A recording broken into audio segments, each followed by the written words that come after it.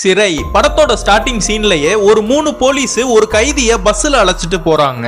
இவனை கூட்டிட்டு போறப்ப இந்த கைதியோட ஆளுங்க நிறைய மிளகா பொடியினா எடுத்து தண்ணியில கலந்து பலூன்ல கட்டி இந்த போலீஸ் மேல எரிய ஆரம்பிக்கிறாங்க. இந்த கைதியை தப்பிச்சு கூட்டிட்டு போகணுங்கிற ஒரு காரணத்துக்காக இந்த 3 போலீஸையுமே அட்டாக் பண்ண ஆரம்பிக்கிறாங்க. ஆனா இந்த 3 போலீஸுமே அந்த ரவுடி பசங்களனா எவ்வளவோ அடிக்க ட்ரை பண்றாங்க. ஆனா இவங்களால முடியல. அவனுங்களும் கைதியை கூட்டிட்டு பஸ்ஸை விட்டு இறங்கி இந்த ஆட்டோல தப்பிச்சு போயிடலான்னு ஓட ஆரம்பிக்கிறானுங்க.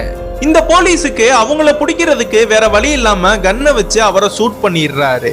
இந்த 3 போலீஸையும் நிறைய ரவுடி பசங்க அட்டாக் பண்ணிருக்காங்க. ஆனா அவங்களனா பிடிக்காம இந்த 3 போலீஸும் பப்ளிக்ல அந்த கைதிய சுட்டு கொன்னனால இவங்கள விசாரணை பண்ணிட்டு இருக்காங்க. விசாரணை பண்ணும்போது அந்த 3 போலீஸையும் மாத்தி மாத்தி வர சொல்லி 3 பேரையுமே விசாரணை பண்ண ஆரம்பிக்கிறாங்க.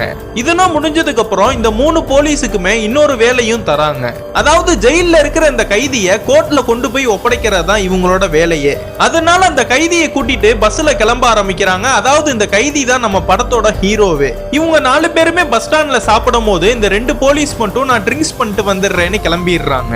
இந்த கைதியை கூட்டிட்டு போய் இவர் மட்டும் சிக்கன் பிரியாணி சாப்பிட்டு இருக்காரு. அதான் அந்த கைதி ரொம்ப ஏக்கமா பாக்குறாரு.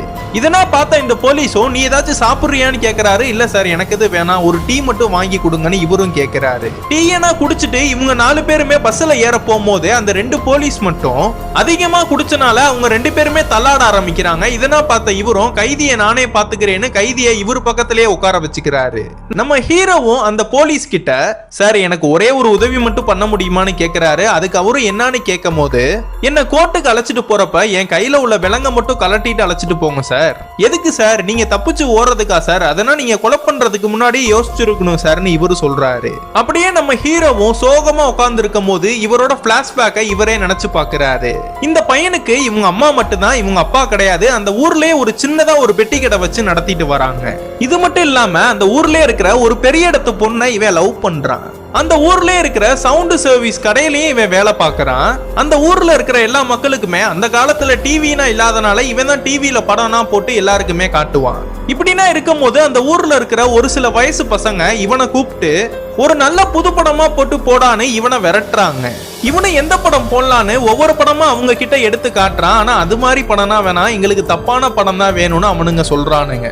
இதெல்லாம் கேட்ட இவனும் இது மாதிரி படம்னா நாங்க போட மாட்டோம்னு அந்த இடத்த விட்டு கிளம்பிடுறான். அவனுங்களும் இவனை அடிச்சிடுறானுங்க.